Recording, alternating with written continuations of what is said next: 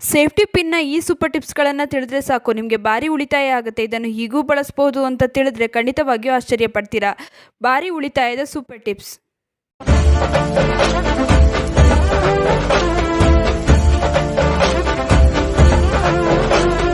ನಮಸ್ತೆ, ವಿಭಿನ್ನ ಸಲಹೆಗಳು ಚಾನಲ್ಗೆ ಸ್ವಾಗತ. ಇವತ್ತು ನಿಮಗೆ ಸೇಫ್ಟಿ ಪಿನ್ನ ಬಳಸಿ ಕೆಲವು ಸೂಪರ್ ಟಿಪ್ಸ್ಗಳನ್ನು ತಿಳಿಸ್ಕೊಡ್ತಾ ಇದ್ದೀನಿ. ಬನ್ನಿ ನೋಡ್ಕೊಂಬರೋಣ.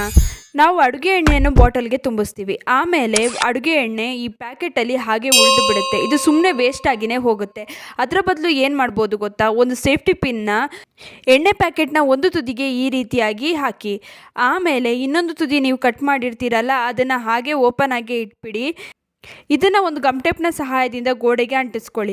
ನಂತರ ಏನಾಗುತ್ತೆ ಅಂದರೆ ಇದರಿಂದ ಹನಿ ಹನಿಯಾಗಿನೇ ಎಣ್ಣೆ ಒಂದು ಪಾತ್ರೆಯೊಳಗಡೆ ಅಥವಾ ಬೌಲ್ ಒಳಗಡೆ ಬೀಳ್ತಾ ಇರುತ್ತೆ.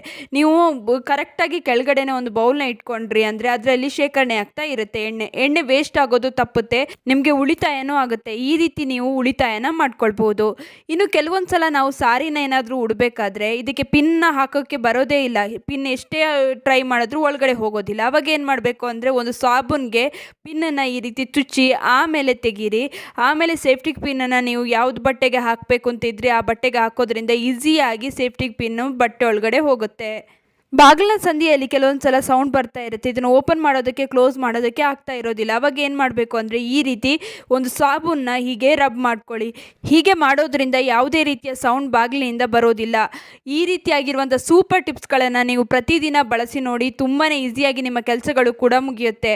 ಈ ರೀತಿಯಾಗಿ ನೀವು ಸೋಪ್ನ ಹಾಗೂ ಪಿನ್ನನ್ನು ಬಳಕೆಗೆ ತರ್ಬೋದು. ಇದರಿಂದ ನಿಮ್ಮ ಸಮಯ ಕೂಡ ಉಳಿತಾಯ ಆಗುತ್ತೆ, ಹಾಗೆ ನಿಮ್ಮ ಹಣ ಕೂಡ ಉಳಿತಾಯ ಆಗುತ್ತೆ. ಇನ್ನು ಈ ವಿಡಿಯೋ ನಿಮ್ಮೆಲ್ರಿಗೂ ಇಷ್ಟ ಆಗಿದ್ದರೆ ಲೈಕ್ ಮಾಡಿ, ಶೇರ್ ಮಾಡಿ. ನಿಮ್ಮ ಅನಿಸಿಕೆ ಅಭಿಪ್ರಾಯಗಳನ್ನು ಕಮೆಂಟ್ ಸೆಕ್ಷನಲ್ಲಿ ತಿಳಿಸೋದನ್ನ ಮರಿಬೇಡಿ. ನೀವಿನ್ನೂ ವಿಭಿನ್ನ ಸಲಹೆಗಳು ಚಾನಲನ್ನು ಸಬ್ಸ್ಕ್ರೈಬ್ ಮಾಡ್ಕೊಂಡಿಲ್ಲ ಅಂದರೆ ದಯವಿಟ್ಟು ನಮ್ಮ ಚಾನಲನ್ನು ಸಬ್ಸ್ಕ್ರೈಬ್ ಮಾಡ್ಕೊಳ್ಳಿ. ಹಾಗೆ ಪಕ್ಕದಲ್ಲಿರುವ ಬೆಲ್ ಬಟನನ್ನು ಕ್ಲಿಕ್ ಮಾಡಿ. ಹೀಗೆ ಪ್ರೋತ್ಸಾಹ ಕೊಡ್ತಾ ಇರಿ. ಪ್ರೋತ್ಸಾಹ ಕೊಡ್ತಿರೋ ನಿಮ್ಮೆಲ್ರಿಗೂ ತುಂಬಾ ಥ್ಯಾಂಕ್ ಯು.